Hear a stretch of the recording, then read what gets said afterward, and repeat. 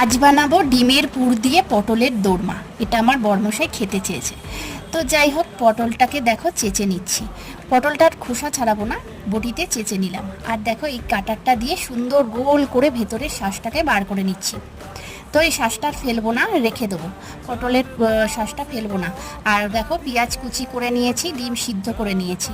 আর এই যে পেঁয়াজ কুচি তেল দিয়ে, কড়াইতে তেল দিয়ে পেঁয়াজটাকে ভেজে নিয়ে তার মধ্যে পুরটাকেও দেবো, দিয়ে হালকা করে ভেজে নিতে হবে ভালো করে।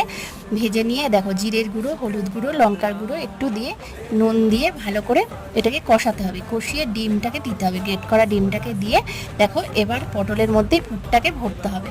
পুরটাকে ভরে নিয়েছি, কড়াইতে আবার তেল দিয়ে দিলাম, দিয়ে পটলগুলোকে ভালো করে ভেজে নিচ্ছি। ভেজে নিয়ে দেখো তার উপরে আবার এই কাইটা করে নিলাম, গ্রেভি করে নিয়ে তার মধ্যে এগুলো দিয়ে দেখো কি সুন্দর স্বাদের একটা রেসিপি হয়েছে। তোমরাও বানিয়ে দেখতে পারো বাড়িতে। তো আজকের মতো টাটা।